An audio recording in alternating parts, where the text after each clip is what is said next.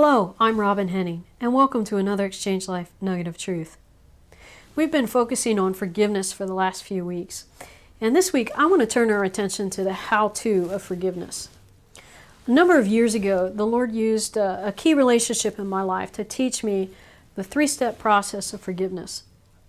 A close friend of mine had wounded me deeply, and this occurred while I was at work. But I still had some counseling sessions to go that night, and I had to keep it together for my clients. So I got through the sessions and just let as I was driving home, the hurt just kind of washed over me. And the Spirit of the Lord was nudging me and saying, Robin, you've got to work through forgiveness.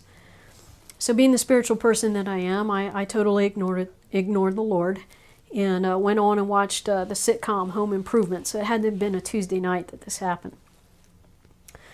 He was giving me a lot of grace, and then that later, as I'm getting ready for bed, the Holy Spirit's nudging me some more. He said, you cannot let the sun go down on your anger and your hurt. So I got on my knees. I let the hurt flow. I started to cry. I was just sobbing before the Lord, and I just said, okay, Lord, I choose to forgive. Named the person, named what they did, owned up to the feelings I was having, and I said, Lord, I give this hurt to you. I give all this to you. Immediately, he lifted it, and immediately the tears stopped. I can't explain it other than to attribute it to his healing power. I asked him to reclaim the ground and that I'd given the enemy, and went on and had a really good night's rest.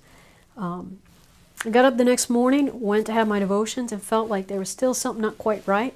I asked the Holy Spirit, what's going on here? And he said, well, Robin, you need to bring the walls down. And I'm like, I don't think so. I wasn't too keen on that idea.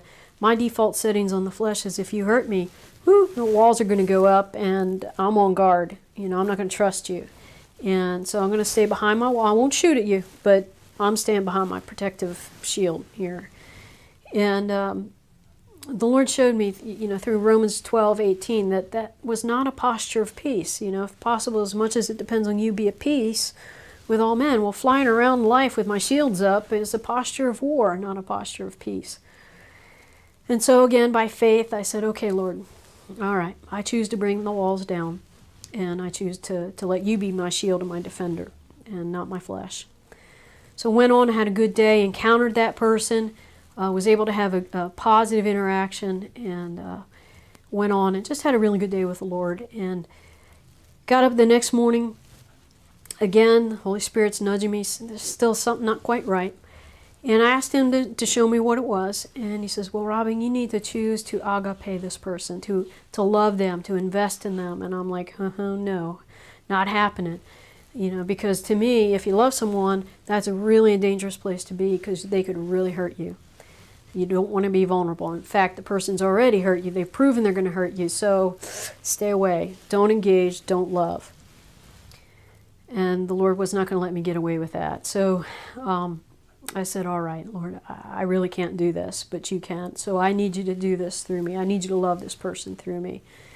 So I was obedient to him, asked him to empower me to do it, and went on and again had to engage this person, and again had a very good interaction.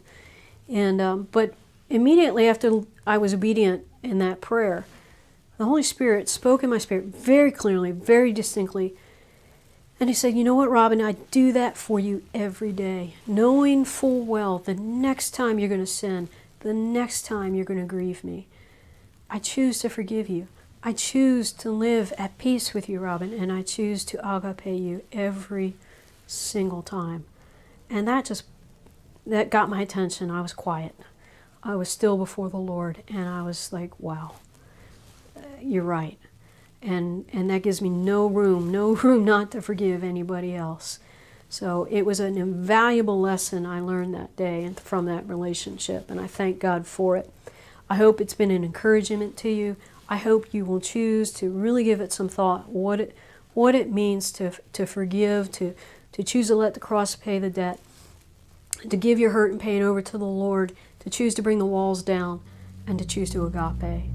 If you do that, he's going to lead you into freedom and lead you into a solid relationship, connection with the Lord and with the people around you. Think about that this week. I hope it encourages you. I hope you have a blessed week in Jesus.